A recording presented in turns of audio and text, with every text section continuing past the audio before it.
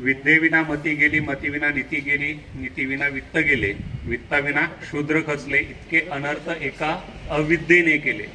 अशा शब्दांमध्ये विद्येचं महत्त्व सांगणारे क्रांतिज्योती महात्मा फुले यांच्या पुण्यतिथीनिमित्त सर्वप्रथम त्यांच्या विचारांना, त्यांच्या कार्याला मी आपणा सर्वांच्या वतीनं विनम्र अभिवादन करतो. अनिस अंधश्रद्धा निर्मूलन समिती सोलापूर शाखा आयोजित या कार्यक्रमाच्या संयोजिका आमच्या ताई बालगावकर मॅडम, शाळेचे मुख्याध्यापक, त्याचबरोबर गायकवाड सर, उपस्थित सर्व अनिसचे कार्यकर्ते आणि शाळेचा सर्व स्टाफ आणि सर्व विद्यार्थी. ज्यावेळेस मला हा कार्यक्रमाबद्दल आमचे ज्येष्ठ मार्गदर्शक लोखंडे सर बोलले की सर आपण कार्यक्रम घेऊया, मी म्हटलं ठीक आहे. दुसरा शब्द त्यांचा होता ऑनलाईन घेऊया, मी म्हटलं ऑनलाईन. म्हटलं नंतर आमच्या ताईंनी हा कार्यक्रम ऑफलाईन घ्यायचा निर्णय घेतला, त्याबद्दल मी त्यांचं मनपूर्वक या ठिकाणी आभार मानतो. त्याचं कारण असं आहे की ऑनलाईन म्हटलं की मोजक्या 15, 20, 25 लोकांपर्यंत आपल्याला पोहोचता येतं, परंतु हा कार्यक्रम शाळेमध्ये घेतला त्याचा आनंद मला आणखी जास्त आहे. कारण आता हे सगळे विद्यार्थी बसल्यानंतर मला असं वाटतं की मला माझ्या शाळेचे दिवस आठवले. आता सध्या सगळे बेरंगी दिसत आहेत, म्हणजे गणवेश नाही आहे, पण आमच्या वेळेस हाफ पॅन्ट, पांढरा शर्ट आणि डोक्यावर टोपी असा आमचा 10वी पर्यंतचा गणवेश होता. आणि मला माझ्या 10वीचे दिवस आठवले, त्याबद्दलही यांचं मी मनपूर्वक या ठिकाणी आभार मानतो. गणवेशाला सुट्टी आहे सर. हा ठीक आहे, असू द्या, गणवेशाला सुट्टी आहे, ओके. तर महात्मा फुलेंबद्दल ज्यावेळेस मला बोलायचा विचार आला त्यावेळेस मी काही पुस्तकं वाच, त्याच्यामध्ये महात्मा फुलेंची जी मूळ पुस्तक आहेत त्याच्यामध्ये गुलामगिरी नावाचं पुस्तक आहे, ब्राह्मणांचं कसब आहे आणि शेतकऱ्यांचा सूड आहे. कालपासून मला वाटतं परवा 2 दिवसापूर्वी हा कार्यक्रम निश्चित झाला आणि त्यानंतर या 2-3 गोष्टी मला करता आल्या. आणि त्यामुळे मी व्यक्तिशः अंधश्रद्धा निर्मूलन समितीचा आभार मानतोय की कारण की या कार्यक्रमामुळे मला महात्मा फुले पुन्हा नव्यानं समजून घेतात. ज्यावेळेस मी विचार करत होतो की बाबा आत्ताची परिस्थिती आणि मग महात्मा फुलेंची परिस्थिती आणि त्या परिस्थितीमध्ये महात्मा फुलेंनी केलेलं शैक्षणिक कार्य याचा विचार करत असताना मॅडम असंही बोलल्या की सर पारंपरिक मांडणी न करता वेगळं आणखी काहीतरी विद्यार्थ्यांपुढे मांडा. कारण बऱ्याचशा आमच्या विद्यार्थ्यांना एक गोष्ट माहिती आहे, ती म्हणजे महात्मा फुल्यांनी मुलींसाठी शिक्षणाची सोय केली, शाळा सुरू केली. 1848ला पुण्यातील भिडेवाड्यामध्ये बुधवार पेठेमध्ये त्यांनी मुलींसाठी पहिली शाळा सुरू केली. हा इतिहास सगळ्यांना माहिती. परंतु महात्मा फुले फक्त तेवढ्यापुरते मर्यादित आहेत का? तर तेवढ्यापुरते मर्यादित नाही. मी तर असं म्हणेन की अनिसचा जो काही विचाराचा जो पाया आहे तो अनिसच्या विचाराचा पाया महात्मा फुल्यांच्या विचारामध्ये आहे असं म्हटलं तर ते चुकीचं ठरणार नाही. कारण महात्मा फुल्यांनी ज्या सनातनी मनुवादी व्यवस्थेविरुद्ध संस्थात्मक पद्धतीचं काम केलं, एका बाजूला पुरुष सत्ताक पद्धतीला आव्हान दिलं आणि दुसऱ्या बाजूला सनातनी व्यवस्थेच्या विरुद्ध आव्हान दिलं, आणि ते आव्हान फक्त व्यक्तिगतरित्या न देता ते संस्थात्मक पातळीवरती आणून दिलं आणि त्याच्या आधारावर फक्त विचार मांडले नाही तर त्या विचारांना कृतीची जोड दिली. हे महात्मा फुल्यांचं सगळ्यात मोठं वेगळेपण आहे.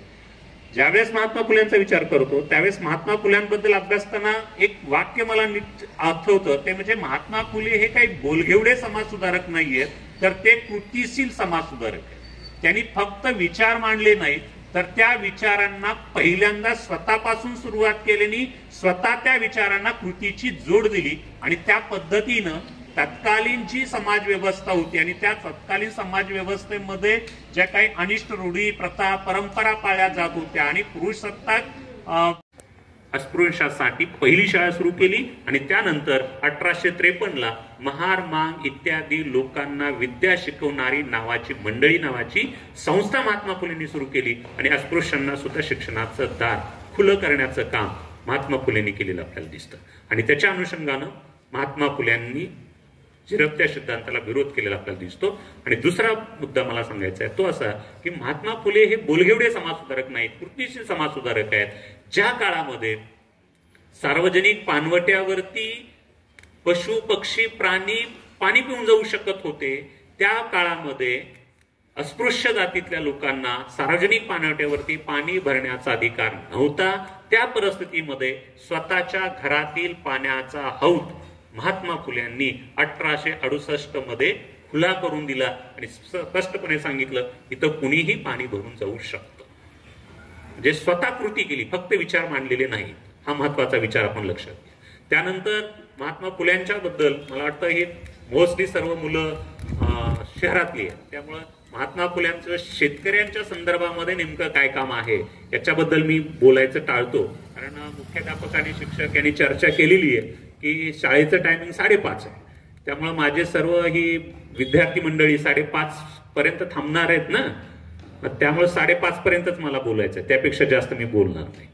तर महात्मा फुल्यांच्या संदर्भामध्ये पुढचं जे महत्वाची भूमिका त्यांनी मांडली त्याच्यामध्ये ईश्वर, धर्म, देव याच्याबद्दल महत्वपूर्ण विचार त्यांनी मांडलेले आपल्याला दिसतात. तर ज्यावेळी ज्या काळामध्ये ग्रंथ प्रामाण्य मोठ्या प्रमाणामध्ये होतं, देवाचा प्रभाव, धर्माचा प्रभाव समाज व्यवस्थेवरती मोठ्या प्रमाणामध्ये होता आणि त्याच्या आधारावर समाजाचं मोठ्या प्रमाणामध्ये शोषण होत होतं, त्या परिस्थितीमध्ये सार्वजनिक सत्यधर्म नावाचं त्यांनी पुस्तक लिहिलं आणि त्या सार्वजनिक सत्यधर्म पुस्तकामध्ये ईश्वराला, देवाला त्याने एक महत्वपूर्ण शब्द वापरला.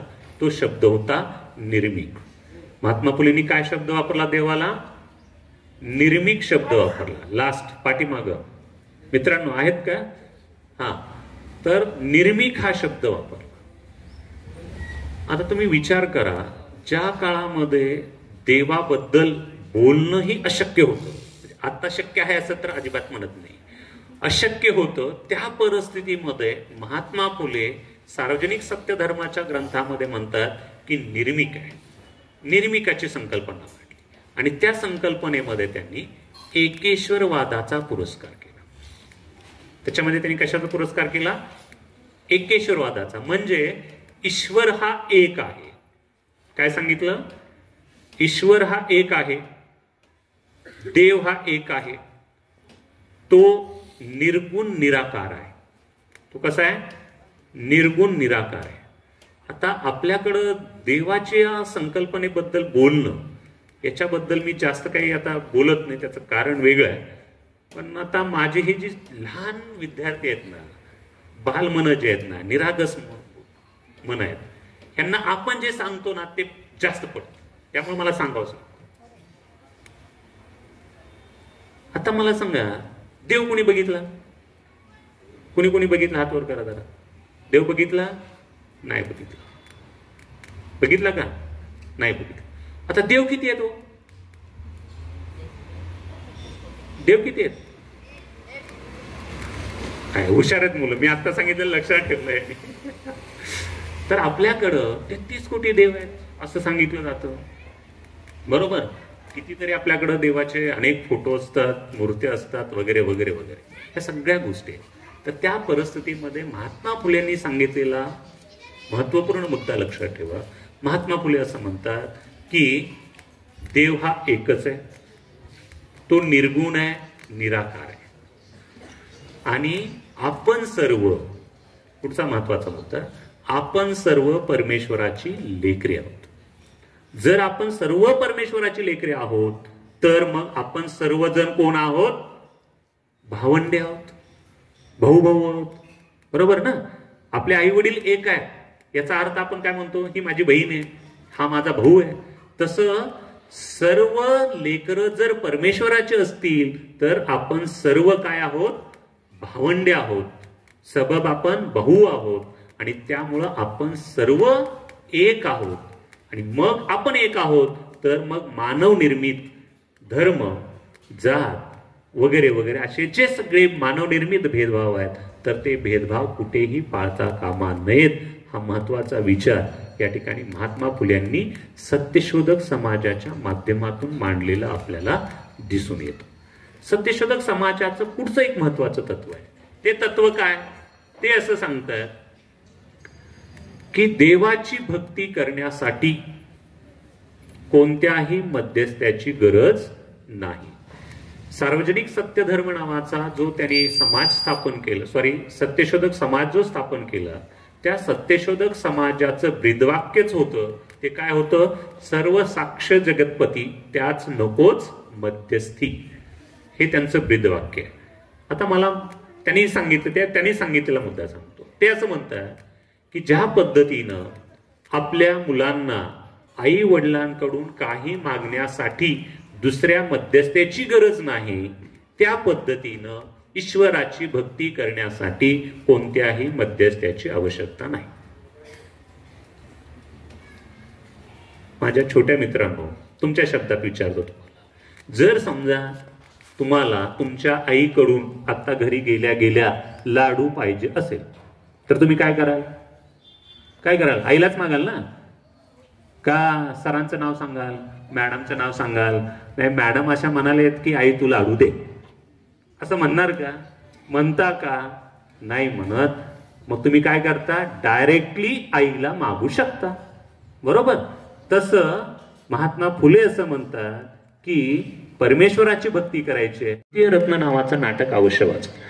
ते तृतीय रत्न नाटक काय? तर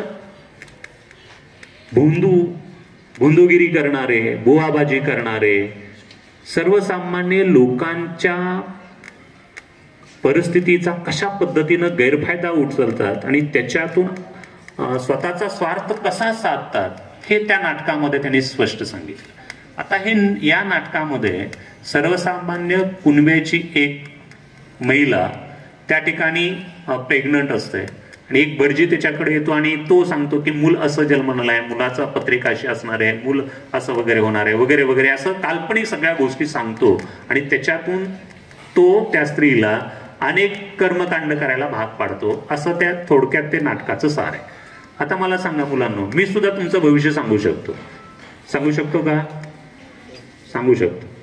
2-4 वाक्य माझी ठरलेली असतात. काय म्हणायचं? काय सांगतो? जे काही स्टाईल असते ती काय असते? भाऊ, ताई वगैरे वगैरे जे असतात ते. तुम्ही खूप छान आहात, समाजामध्ये, घरामध्ये तुम्ही सर्वांसाठी छान करता, परंतु तुमच्यासाठी कुणीच काही करत नाही. तुम्ही खूप प्रयत्न करता, खूप कष्टाळू आहात, परंतु पाहिजे तसं यश तुम्हाला मिळत नाही. अशी वाक्य काही ठरावी सांगितली की आपल्याला वाटतं हा खरंच बोलतोय. पण एक लक्षात ठेवा, भविष्य नावाचा जो प्रकार आहे, देव मग काय म्हणतो, ज्या काही अशा ज्या गोष्टी आहेत त्या कुणालाही काहीही कळत नसतात. त्यामुळं कुणीही पत्रिका, हात दाखवायचा प्रयत्न कधीही आयुष्यामध्ये करायचा नाही. ज्यांच्या मनगटामध्ये ताकद असते ना, ज्यांना कष्ट करायची सवय आहे, ज्यांच्याकडे ज्ञान आहे, त्यांना आपला हात दुसऱ्याला दाखवण्याची आवश्यकता पडत नाही. हे महात्मा फुल्यांकडून शिका, हे लक्षात घ्या. तृतीय रत्न नाटक अवश्य वाचा. तृतीय रत्न नाटकामध्ये त्यांनी हे सगळं वर्णन केलेलं आहे. त्यानंतर महात्मा फुल्यांबद्दल बोलत असताना, महात्मा फुले हे उद्योगपती होते. महात्मा फुल्यांनी, मी असाही संदर्भ मॅडम आज वाचला की सोलापूरचं गिरण गाव होतं, सोलापूर एक गिरण गाव म्हणून ओळखलं जात होतं. लक्ष्मी विष्णू गिरणी, तिच्या बांधकामामध्ये त्याचं जे कॉन्ट्रॅक्ट होतं ते सुद्धा महात्मा फुल्यांकडे होतं, असा संदर्भ मी वाचला आज. तर महात्मा फुल्यांनी वेगवेगळी कॉन्ट्रॅक्टची कामं केली.